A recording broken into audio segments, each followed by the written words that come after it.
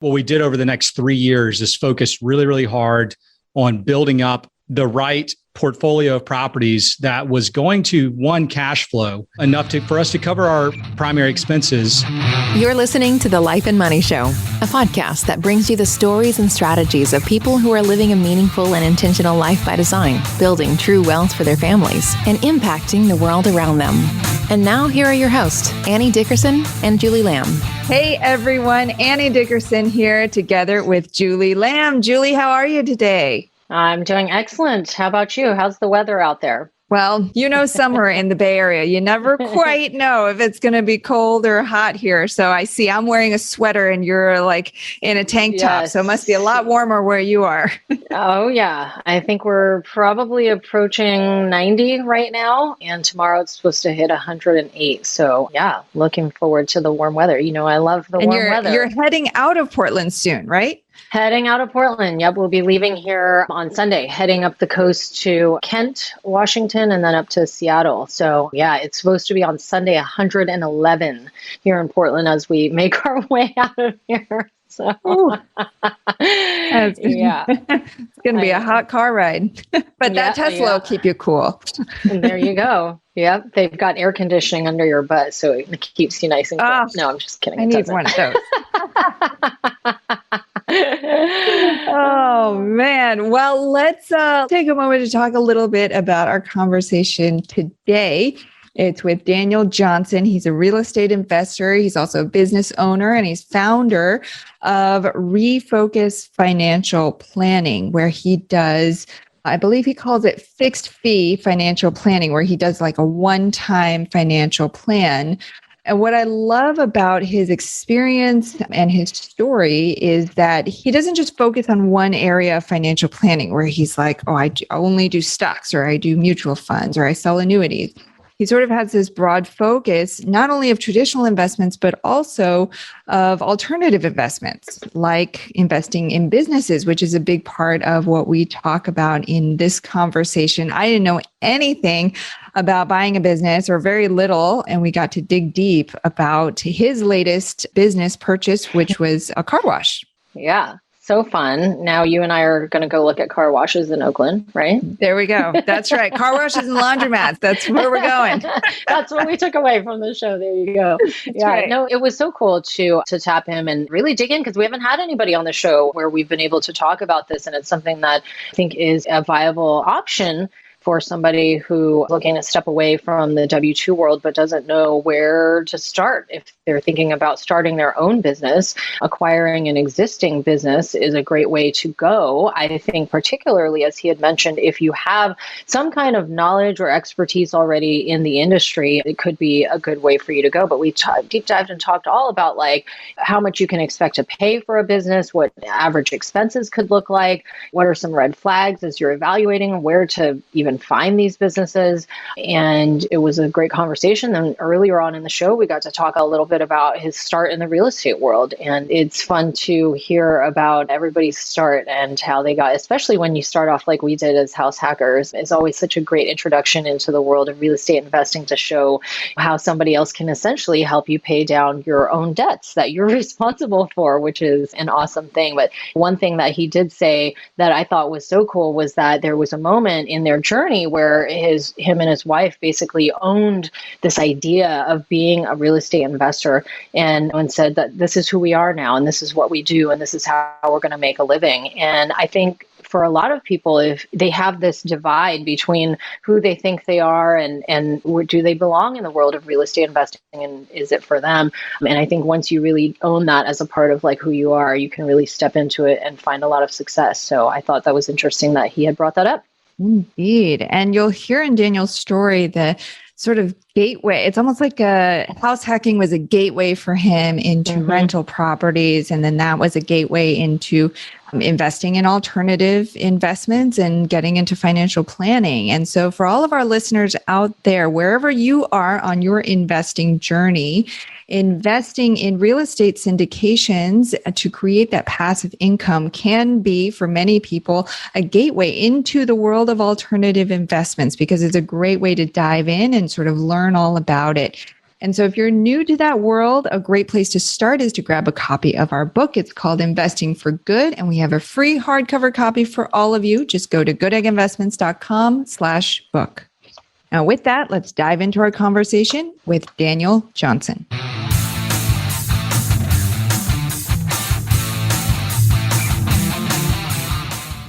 Daniel, welcome to the show. How are you?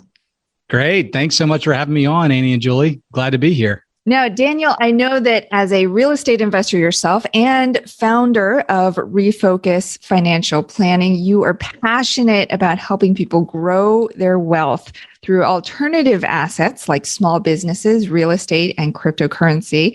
And that world of alternative investments is exactly where Julie and I like to play as well. So that's why we're thrilled to learn more about what you're seeing out there and what you're investing in these days, and any tips and strategies you might have to share with our listeners.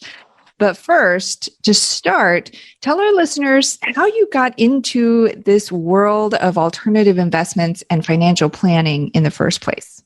Yeah, absolutely. Like you said, it's a really interesting place. And most folks kind of start with just the traditional 401k and just traditional stock market investments. I was fortunate in that from the very beginning, I was always interested in real estate. And I knew early on that I wanted to own real estate. I wanted to be a landlord. And so the first opportunity I had, I was actually working full-time while still in school, finishing my undergrad.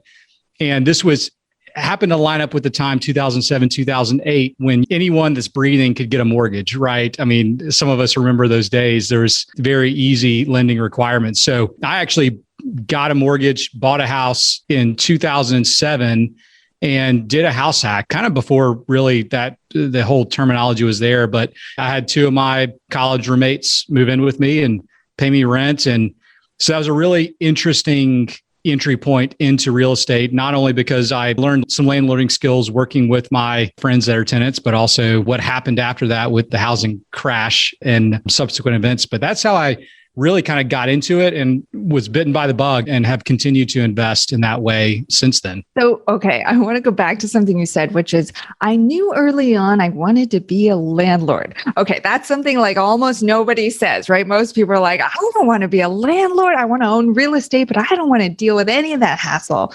So tell us what it was early on. How did you find out about real estate, and how did you know that that was something that you wanted to invest in? Yeah, I don't know. I've just always had such an interest in properties. Whenever I was young, I remember driving around and kind of wondering, I wonder who owns that property, or what is that random building that was just built? Like, why did they do that? And what's the purpose of it? And what's it going to be used for? And that sort of thing. And so I don't know. I've always been interested in real estate, period. And obviously the easiest entry point into real estate is just knowing that, hey, some people rent, some people own. Those people who rent, they have to rent from someone who owns the property. So knowing that there's that two-sided transaction and being that person on the other side. And my approach has always been, I think of landlording as a service, that you're providing a really good, safe place for your tenants to live. I'm not one to spare expense to cut corners on properties, because I just want to make sure that somebody's proud of the place they live and that they want to continue living there. So that's just always been my approach to landlording and property management. Such a great perspective on landlording, because I think most people think of it as a hassle, like something they have to do. But if you turn it around, like you're talking about, and think about it as something you get to do, an act of service and an opportunity to really make a difference in the lives of these people who are living in your properties, I think it changes the entire equation. And so you house hacked that first place while you were in college. You brought in some of your friends and they were paying you rent. They weren't as savvy as you were, because they were just like, oh, great. We got a great place to live. We'll pay rent. No problem. Yeah. And here you were, you're like, I'm paying down you guys are paying down my mortgage. So it was working for you. So then, and what market was this in? So this was in Western North Carolina. So Asheville. Okay. Was the market there. Nice. So, okay. So then what did you do next? Did you think, oh my gosh, this is working. I'm just going to go out and buy a whole bunch more of these house hacks? Yeah. So what was really interesting is that at the same time, or around the same time, I was dating my now wife, and we got married about a year and a half later. And so the question was, do we move into this house hack or what else do we do? So what we realized is, hey, look, it's probably not going to be terribly affordable for us to live in that house hack. So we continued to rent. I replaced myself with another friend. And so had friends live in it for 3 of my friends live in it for the next couple of years. But what happened was we saw, of course, a lot of turbulence in the market with the price of that house probably dropped 40 to 50% over the next couple of years. And really, we ended up in a place where we didn't have any problems paying the mortgage. However, it was kind of one of those gut punches that you're like, well, do I really want to buy something else? Even though it probably was the best time in recent history to buy more. So my wife and I, we kind of just took the sidelines. We did a couple of like live-in flips where we bought a house and fixed it up and then eventually moved and sold it and that sort of thing. But we kind of took a break from real estate until about 2013. So that was the next time we kind of jumped back into it. I'm curious, with every story about investors and their spouses is different, right? Sometimes they're on the same page and they're both really gung-ho about it. Other times there's like one spouse who's more resistant or is more risk averse. Since you started dating your wife sort of when you were starting to get into this, and then you guys got married and then you continued to invest in real estate, did she come from a similar background? Was she like a little girl and she was going around, who owns that property? Or was she sort of new to it and you brought her into the fold? Yeah. So what was interesting is she was not from that type of a background. She was not terribly interested in the spreadsheets and understanding about what would be a profitable property, what would not be. What she was very interested in was design. And so the way that we actually made a path forward was one property at a time. So the next property we bought was a single family home that had a garage apartment. And we eventually renovated the garage apartment and she decorated it up and we started doing Airbnb short-term rental with it. And that gave her a path that she really loved and enjoyed on the design aspect. And so even though I was probably, if you use a pool analogy, I was in like 3-foot water, right? Like I had done it before, I was comfortable with it. She was just down at the glide path in where her toes were just in the water. She wasn't terribly comfortable with it, but this allowed her to get more and more comfortable with it. And over time, as she was able to use her gifts, abilities, and skills to help to be a part of the process, she started getting more and more engaged. And to the point now she's like, well, hey, look, this is kind of what we do. This is how we earn our living now, is doing real estate. And she's a big part of it now. I love that pool analogy. It's like slowly bringing them in. And for all of our listeners who, if you're in a spot where you're really into this and you're trying to get your spouse on board, listen to what Daniel is saying. I think that's such a key insight, is to not try to force it on them the way that you see it, but really understand their key strengths and what they might be interested in. And because real estate is so vast, there's so many different things that you can do in it, try to figure out a way that you can sort of ease them in. So if they're interested in something like design, figure out a way that they can bring those strengths to the equation. I love that. Okay, so now let's keep going in your story. So it's 2013, you're getting back into it. And then, so you're getting back into real estate. Were you still investing in these smaller properties? And then I also want to hear how that eventually led to the creation of Refocus and how you got into financial planning. Yeah, absolutely. So in 2013, we had a little bit of moving around and that sort of thing in between 2007 and 2013. We finally settled back into Asheville, and that's where we bought that home that had the garage apartment with Airbnb. And beyond after that, the reason we moved back to Asheville is I received a position with a financial planning company in Asheville. And so that was kind of the start of my entry into financial planning. I just got my CFP, which is Certified Financial Planner certificate. I'm starting to work for this large financial planning company. And through this period of time, that's when we started kind of taking all of our additional excess disposable income and started reinvesting back into additional real estate. And so over the next, leading up till today, we kind of fast forward 7-8 years. For some, we probably moved slowly. For others, we probably moved quickly. But now at this point in time, we built ourselves up to where we have about 9 properties, actually rounded up to 10 properties that we own and manage, mixture of short-term rentals, long-term rentals, and nurse housing.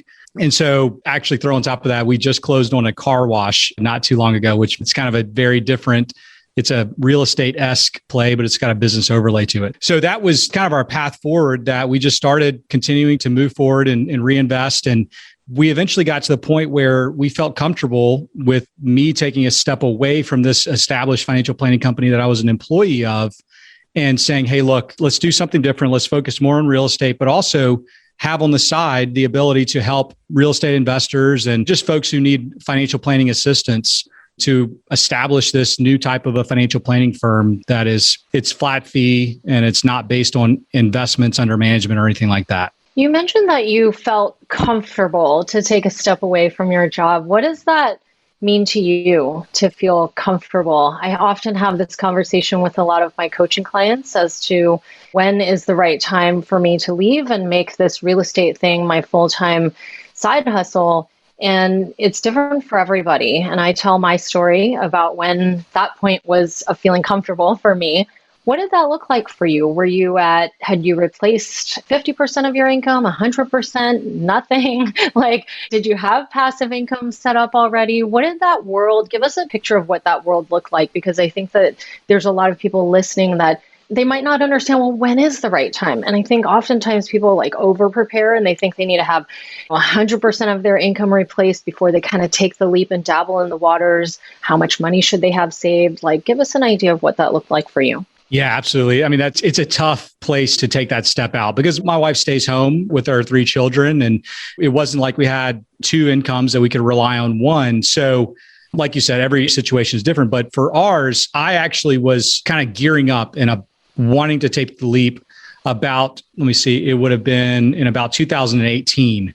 But if I look back at 2018, we only had 4 properties at a time and probably did not have sufficient savings built up to make that leap to do that.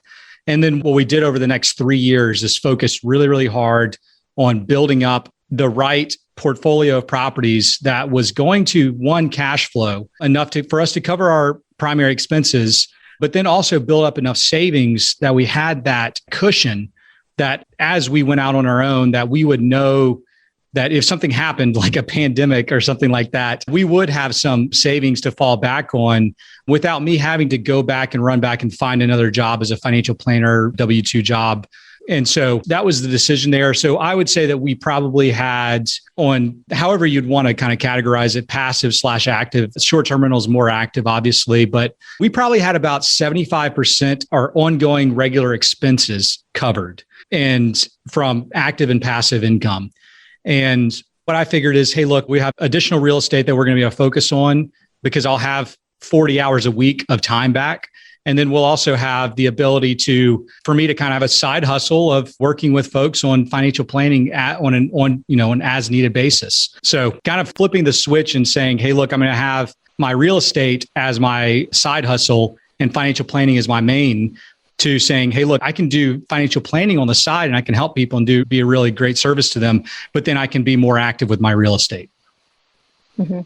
So it sounds like you almost also, though, had to take a little bit of a risk on yourself a little bit, right? As you journey out into the world of entrepreneurship, you had to really ask yourself, do I think that I can make it in this world? I mean, on my own in the financial planning space, you did have 75% of your income covered, but it sounds like the savings piece of it wasn't there. So God forbid something crazy happens, could put you in a situation. And I think that's what I've found is when I made the leap, I had to stand up and look at myself in the mirror and really ask myself if I believed in what I was doing and whether or not I believed this thing was going to take off or not. And that's the world of entrepreneurship. And that's the fun thing that you get to kind of take a risk on yourself. It's kind of adult play is the way I see it. Yeah. But that's awesome. So you had 75% of your income covered through 4 rental properties. Some of them were short-term rentals, which I'm assuming because it was the active part that those were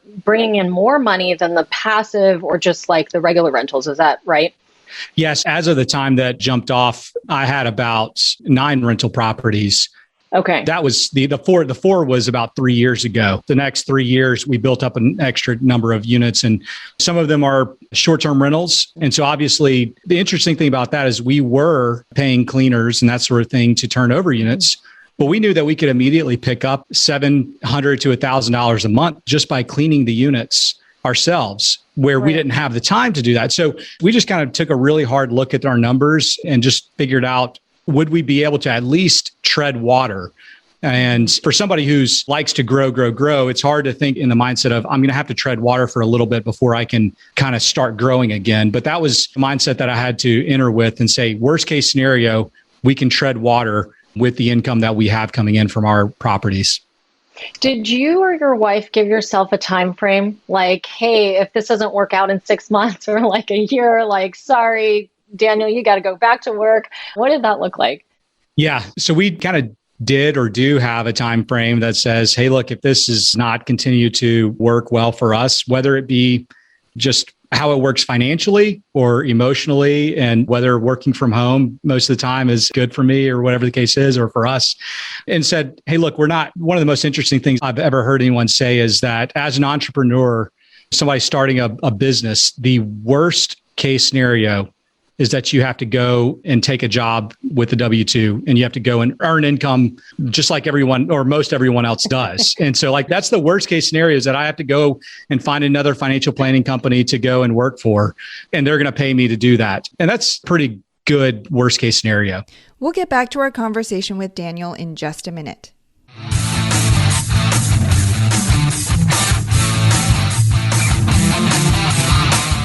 Have you been thinking about investing in real estate, but aren't sure you have the time or the desire to manage the investment?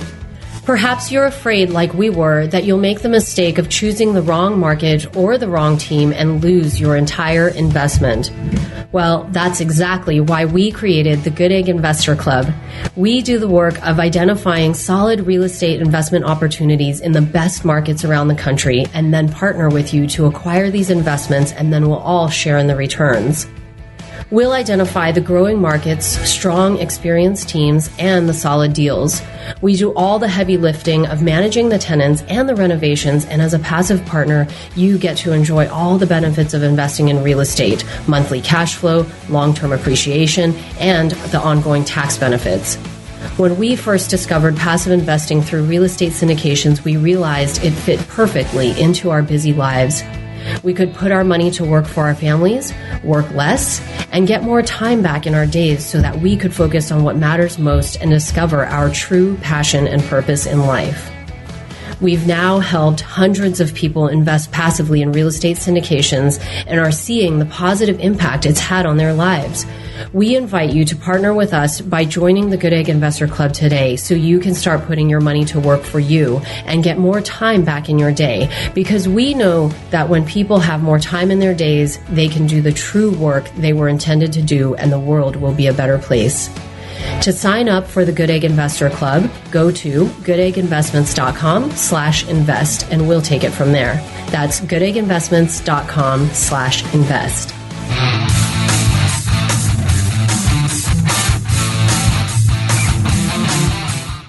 And now, back to our chat with Daniel Johnson. Absolutely. Yeah.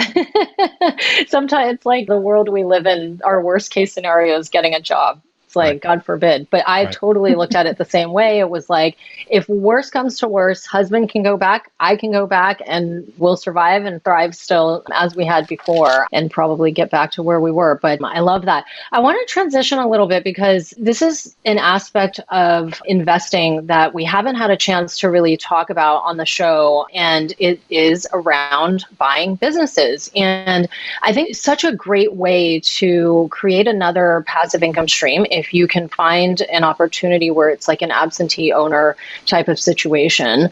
So we've never talked about it on the show. I don't know how educated our audience is around this topic. Tell us about, first of all, like, why did you even think about buying a business? And then I want to dig in a little bit more to how do you go about evaluating it from a cash flow standpoint and a time frame standpoint or time investment standpoint, and then industries. That's always fascinating. I've always been like, one day I'm going to own a pizza shop, like totally, because margins on pizzas are like huge. I don't know anything about car wash, so I want to talk a little bit about that. But start from the beginning. How did you even start to think about buying businesses as an investment? Yeah, I mean, I first started actually evaluating financial planning companies that were for sale and saying, hey, look, there's aging financial planners that are looking to retire. And that's how it started for me, was looking at an existing skill set that I had and trying to parlay that and figure out whether that would be a good strategy moving forward.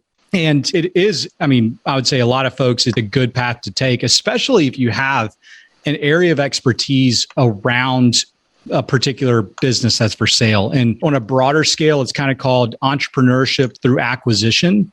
And a lot of people are just really not very aware of the lending programs that are available. So the SBA is the Small Business Administration, and they actually are kind of just like Fannie Mae, Freddie Mac. They're a backstop lender, more or less. They guarantee loans that banks make, and you can get very, very favorable interest rates, very favorable repayment terms. And so as I was looking at businesses, I kind of looked at a couple different market segments. I looked at laundromats. I looked at car washes. I looked at service businesses like landscaping companies and HVAC businesses, plumbing companies, that sort of thing. The reason I like those is, one, you kind of have more recurring revenue. As long as you don't screw something up and make somebody or just get terrible Yelp reviews or whatever the case is, there's probably going to be customers calling you continually for either recurring service or they're just going to be coming back.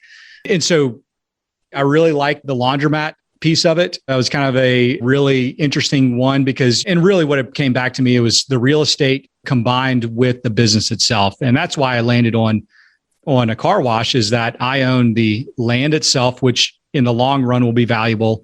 And then I also own the business that sits on top of the land.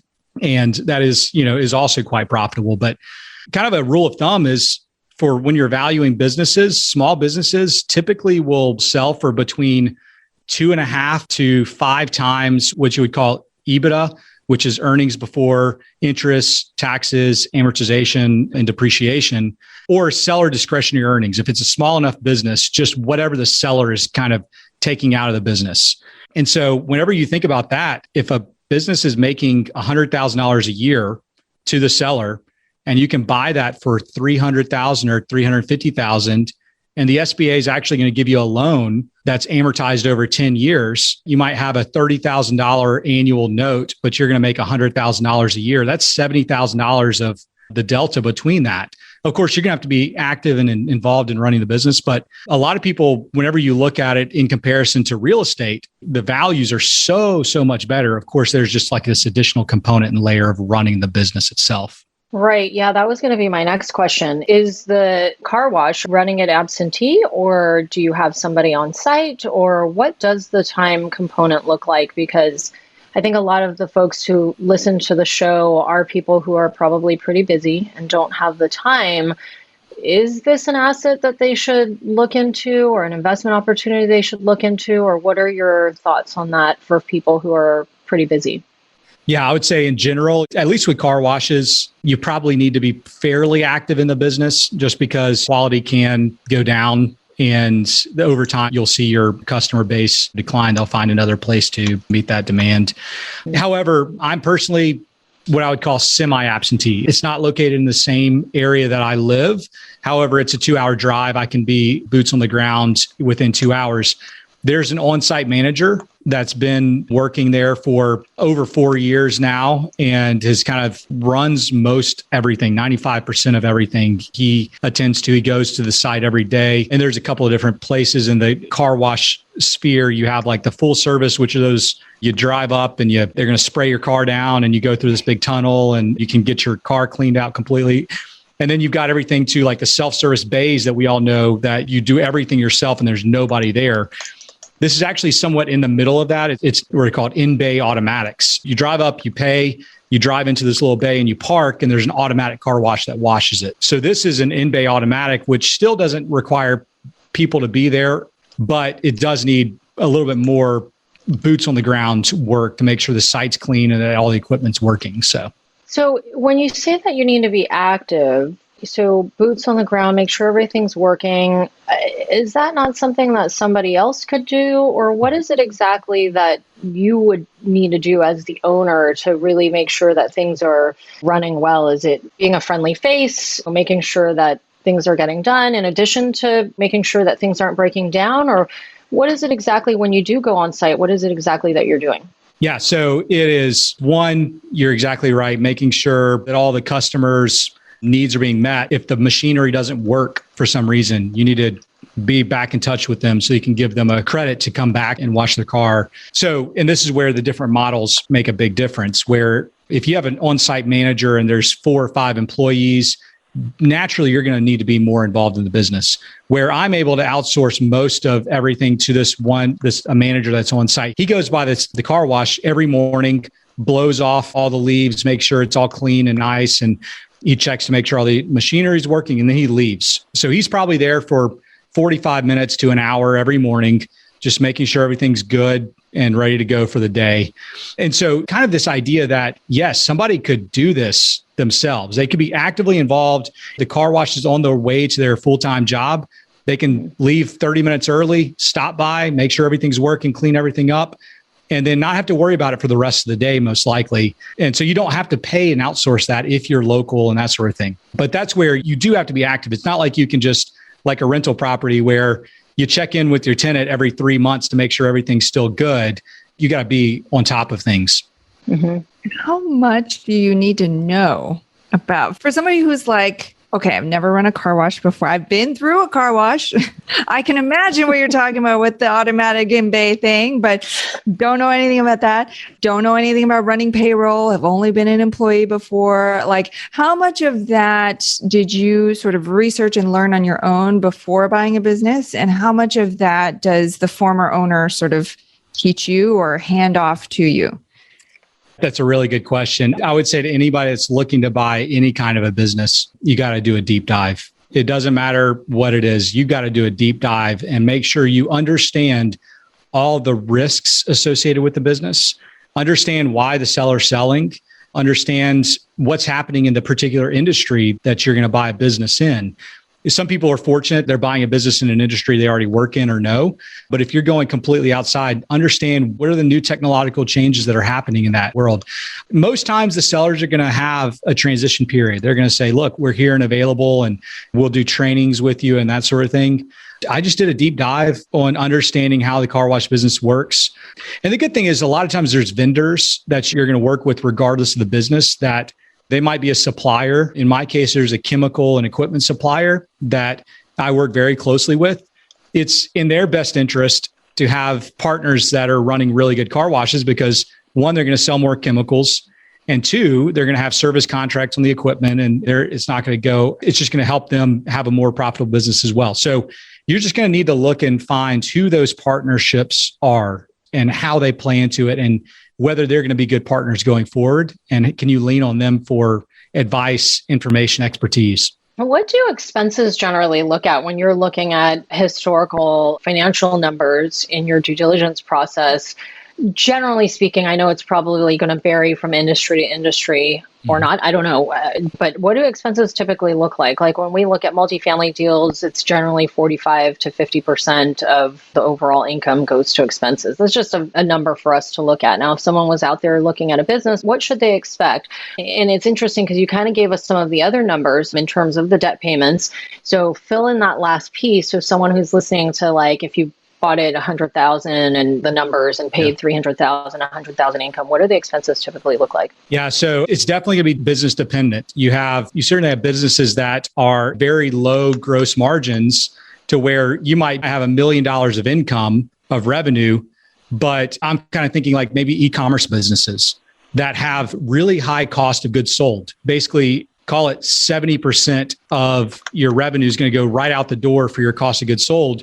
However, on the bottom line, you may not have a lot of expenses that you have to pay out to other people. Maybe it's a hands-off business that just runs on its own. And so once you pay that cost of goods sold at the top, below, there's not a lot of expenses. So you end up with margins of 25% or so. Right. I would say in general, for most businesses, you're going to be looking at seeing anywhere from on the low end, maybe 20% total margins to anywhere as high as 40 to 45% margins. That's based on total revenues, of course, and how much is going to kind of flow through to you as the owner of the business. Mm-hmm. What are some red flags if you're looking to buy a business? What are some red flags to kind of watch out for if somebody's evaluating making a purchase? Anything in particular? Yeah. So one of the biggest red flags that I know of is a lot of times people are selling what they're going to label as a turnaround business. Like there's so much opportunity here. There's just tons of areas of place to improve this business. And the business has been declining for the last 5 years. And a lot of times these turnaround businesses, there's a reason that the owner has not turned it around. Sometimes it's just complete mismanagement and they're not a good business owner.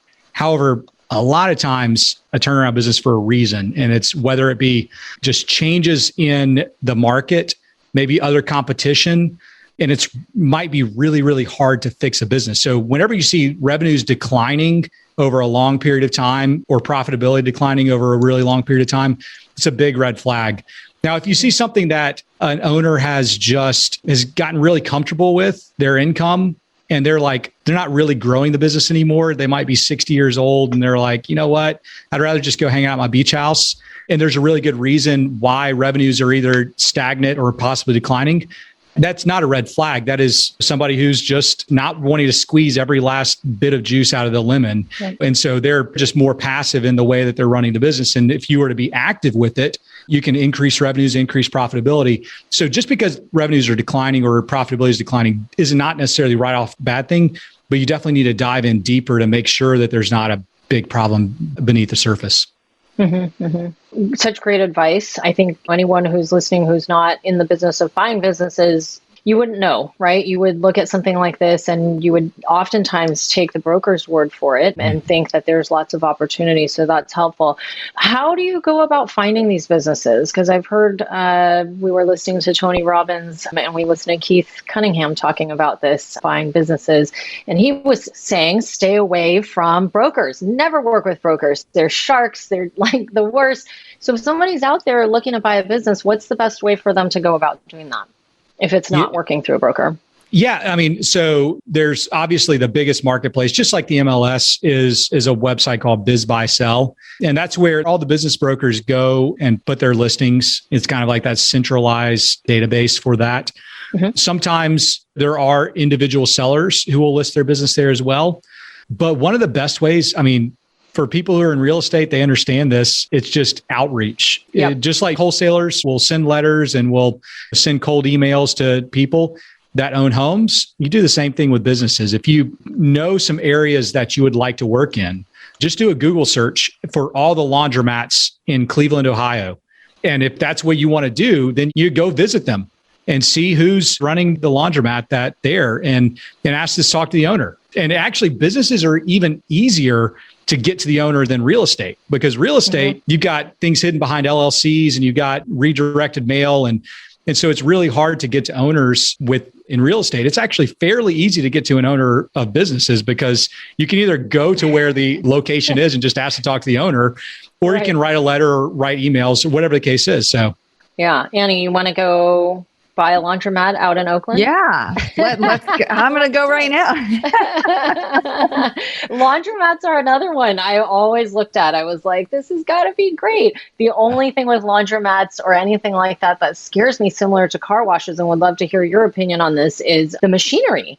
Right? Because that's essentially what you're buying. And if you're buying like really outdated machinery, then you could end up you paid for a bunch of old machinery or things. So how do you go about evaluating that piece of it, either in a laundromat or even in a car wash facility? What does that look like? Yeah. And so that's an item that as you're looking at and negotiating a business, you're going to want to, once again, go back and find who the suppliers, the distributors of the laundromat equipment are. And you're going to want to bring them in, whether you pay them or not pay them. They may ask for a consulting fee or something like that, but have them come in, evaluate all of the current equipment and figure out what's the life look like on these. Because you're right. If the car wash is down, if one of the bays is down for a Saturday, that's generally you might make $700 on a particular Saturday. If you go through a whole weekend and have your equipment down, that's going to cost you money on the top line, which also costs you money on the bottom line. So the same thing goes with machines, and they're always going to break at the worst possible time, right? Because when do people use these things? It's probably on weekends. That's when people have the time off that they're going to use laundromat equipment. And so you want to make sure you have really good equipment. The great thing is on all these things, if you find a good distributor, you can actually a lot of times build it into your purchase price. If you're getting an SBA loan, you can build that into your purchase, a replacement of these pieces of equipment. And your customers are going to really, really appreciate that when they come in. And this is the same for any business. You need to look at it from a strategic standpoint to say, what do the customers want and how they want their services delivered or whatever it is that you're providing to them. And can I make their experience better? And if I can, then chances are they're going to be willing to pay me more money for that better experience, and which is also going to increase my margins, which that will allow me to pay for the upfit on this equipment and to replace all the equipment that is there. Mm-hmm. Yeah. I think that's such a great question is, can I make this experience better for the customers? Because if you feel like you can, that's the value add right there. That's like the value that you're going to bring to the table. And you're essentially going to make your own dollars that way by adding more value. It's like you would do if it was your own business and you're constantly looking to evolve and grow. Is how Annie and I are always asking the question, how can we improve? How can we add more value for our investors, our coaching clients? And so asking that question, even on the onset of purchasing, looking at acquiring something like this, like a business, is a great way to evaluate. Because if you can't see the way that you're going to make the experience better, I don't know that you're going to be able to really make the ROI back on what you have. You'll likely maybe be able to maintain it, but obviously if you can grow and scale it, that would be the ultimate goal. Absolutely. So I love this conversation. It's so awesome to have somebody on the show to be able to talk to you about all of this. So I love it.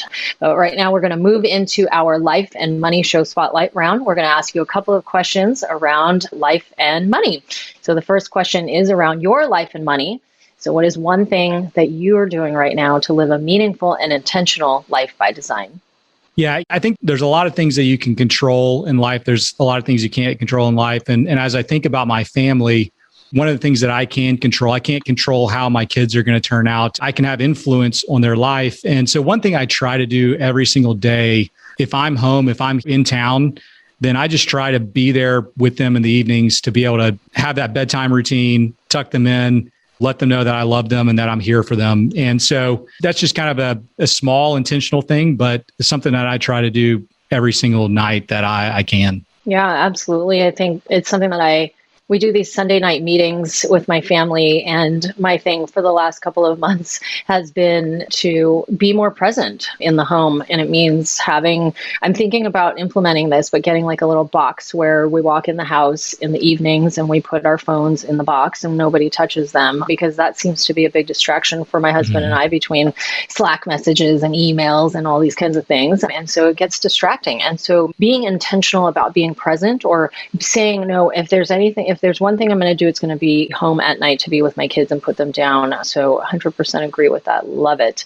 All right. Second question is around others' life and money. So what is one life or money hack that you can share that will make an impact in others' lives right now? Yes. As a financial person, I live in spreadsheets. I just love it so much.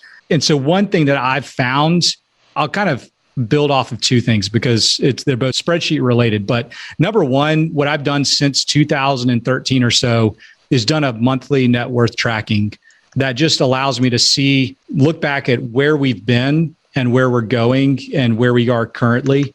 That helps us to kind of understand and see those different points in time. And I can actually review back and say, oh yeah, remember this is when this particular thing happened. And man, that was devastating. That was hard, but we got through it, see where we are now. So the other thing that I'll plug is there's a kind of a piece of software called Tiller, and it is a automatic spreadsheet tracking software. And so it pulls in all of your bank information and it uses those bank connections and it pulls it directly into a Google Sheet. But then you're also able to manipulate it behind the scenes because it's just like any other information in a Google Sheet. You can do formulas off of it and you can kind of build off of that spreadsheet. So that's a really cool, I guess, money hack. Is it Tiller? Tiller? Yep. Tiller. Okay, cool. I think it's Tiller HQ is the website. I think tillerhq.com. Okay, cool. I'll have to check that out. Yeah, I still have my budget that I had from when my daughter was first born, which was like 9.5 years ago. And it's so cool to look back on that because I was like, wow, how did we exist on that? Because now I have 3 kids and they're getting bigger and they eat a ton.